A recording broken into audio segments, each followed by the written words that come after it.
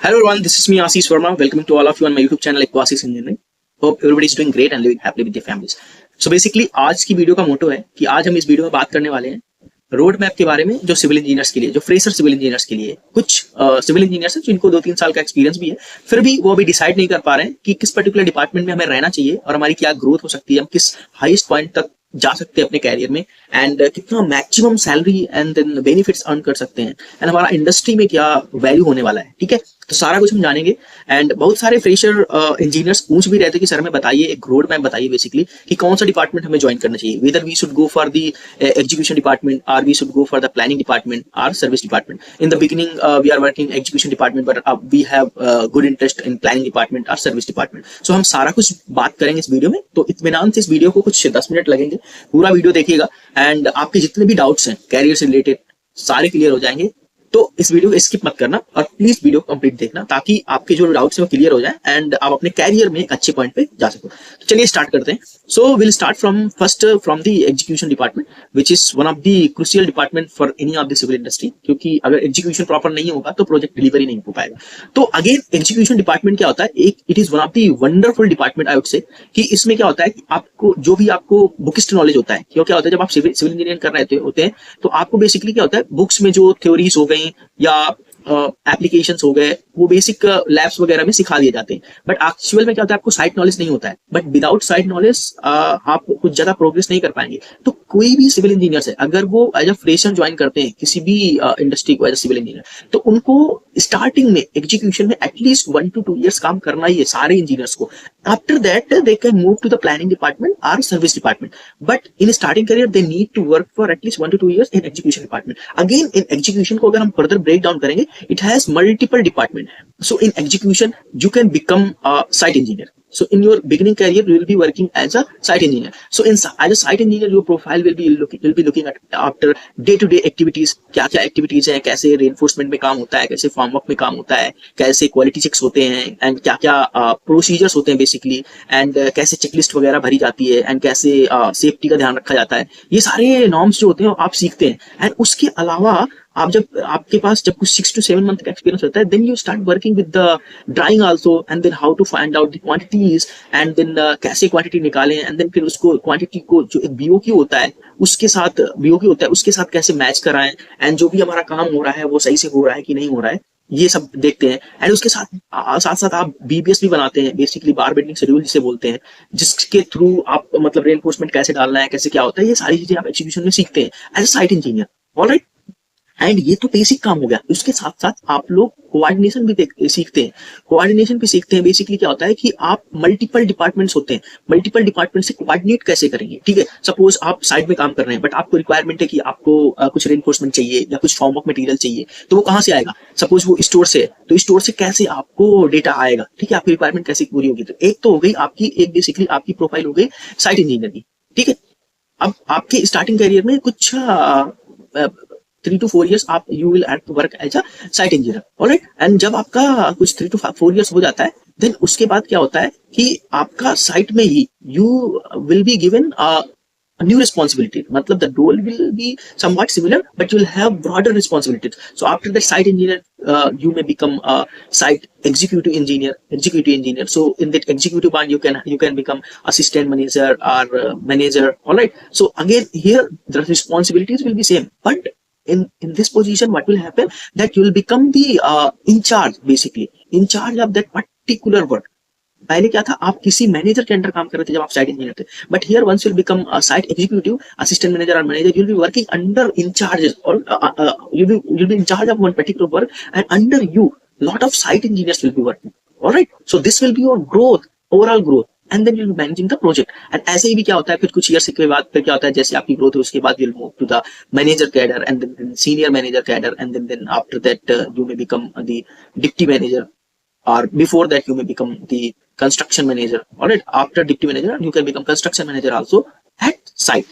And finally if you are good at the execution, and along with this execution department, when the time progress, आपके experience के साथ साथ आप ये planning department भी सीखते रहते हैं, आप ये सर्विस डिपार्टमेंट भी सीखते रहते हैं, तो इसके बारे में हम बात करें तो आप रिलेट कर पाएंगे। ठीक है, and then you have a potential to become project manager और project director also with this execution department knowledge. All right, so this is what you basically get in execution department. Now coming to the planning department, जैसे कि हमने बात की कि planning department कोई भी बंदा है जो सिविल इंजीनियरिंग में ज्वाइन किया स्टार्टिंग में, उसको पहले एग्जीक्यूशन सीखना पड़ता है। एंड देन प्लानिंग डिपार्टमेंट क्या होता है बेसिकली, अब आपने डिसाइड कर लिया कि ठीक है भाई आपने 2 साल एग्जीक्यूशन सीख लिया, अभी क्या है, आपको सिस्टम वर्क करना है, आपको प्रोजेक्ट को मैनेज करना है। You want to manage the project as a lead face, है ना। तो अभी आपको मैनेज करना है, तो अभी क्या होता है, आपको कुछ प्लानिंग की टैक्टिक्स होती हैं, एक बेसिकली प्रोजेक्ट मैनेजमेंट कोर्सेज होते हैं जो सीखने पड़ते हैं कि कैसे कैसे काम करना है, ठीक है। तो इसमें क्या होता है, एक प्रोजेक्ट प्लानिंग डिपार्टमेंट बेसिकली पहला क्या होता है, पहला तो एक होता है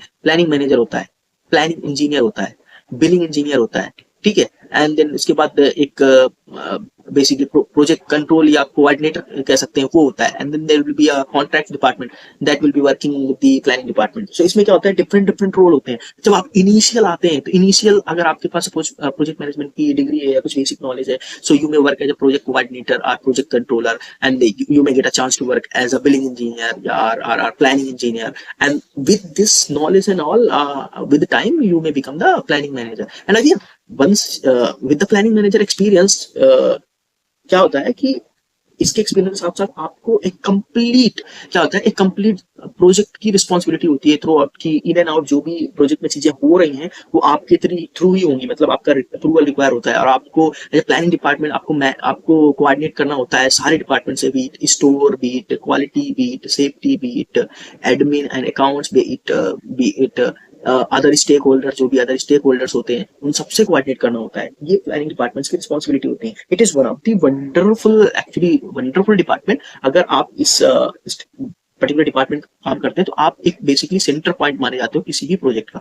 ऑलराइट, बट ऐसा नहीं कह रहा हूँ कि एग्जीक्यूशन डिपार्टमेंट बेकार है, थोड़ा लाइफ टफ होती है against the planning department. Planning department mostly लोग क्या सोचते हैं कि आप ऑफिस में बैठे रहते हो, बट कहीं ना कहीं कंपैरिजन में देखो यहाँ पे क्या होता है, मोस्टली माइंड वर्क होता है, इधर थोड़ा फिजिकल वर्क होता है।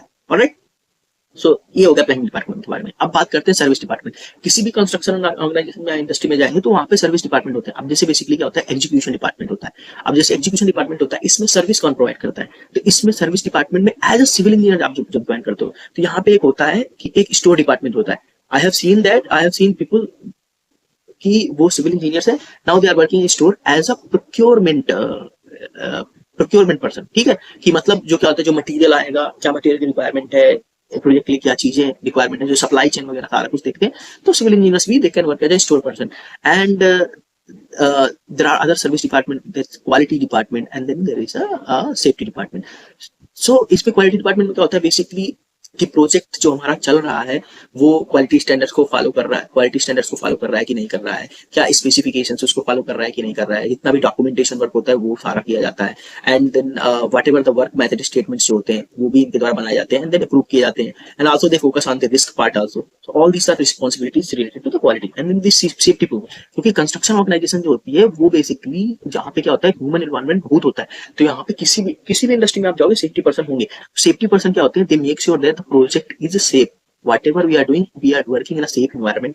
and जो भी चेक्स होते हैं, इनिशियल ट्रेनिंग होती है, वर्कर्स की ट्रेनिंग, एंड देन क्या क्या रिस्पॉन्स मतलब चीजें जो देख रेख करनी पड़ती है साइट पे, क्या चीज फॉलो करना चाहिए, क्या चीज फॉलो नहीं करना चाहिए, कोई अनसेफ वर्क हो रहा है कि नहीं हो रहा है, मतलब अनसेफ वर्क तो नहीं हो रहा है साइट पे, सारी चीजें जो होती है सेफ्टी डिपार्टमेंट में आता है। And again you don't undermine this service department, even in service department you have a great career as a civil engineer।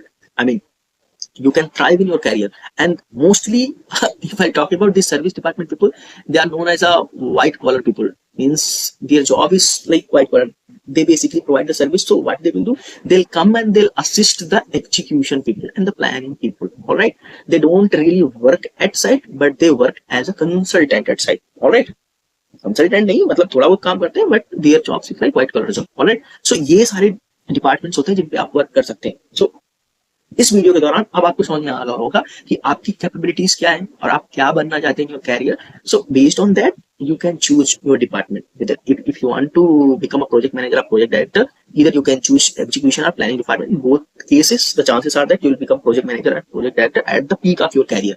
I mean mostly chances होते हैं कि एग्जीक्यूशन डिपार्टमेंट वाले पर्सन जो होते हैं प्रोजेक्ट डायरेक्टर वगैरह बनते हैं, एंड जो प्लानिंग डिपार्टमेंट वाले होते हैं वो प्रोजेक्ट मैनेजर बनते हैं, क्योंकि they know that what is the requirement of a project and what are the complete cycle of the project and in which phase what has to be done, what has not to be done, and what are the responsibilities that has to be taken care। All right, and then service department again in the service department, again you can reach up to the top level of the service department. All right, so I hope this video was a very well organized and detailed, and कि आप लोगों को सारी information समझ में आई होगी. Still if you feel that कि कुछ मिस कर गया हो, you are free to comment on the comment section, and I'll try to clarify your doubts. So till then, yeah, bye. All the very best for your careers, and work on your core skills.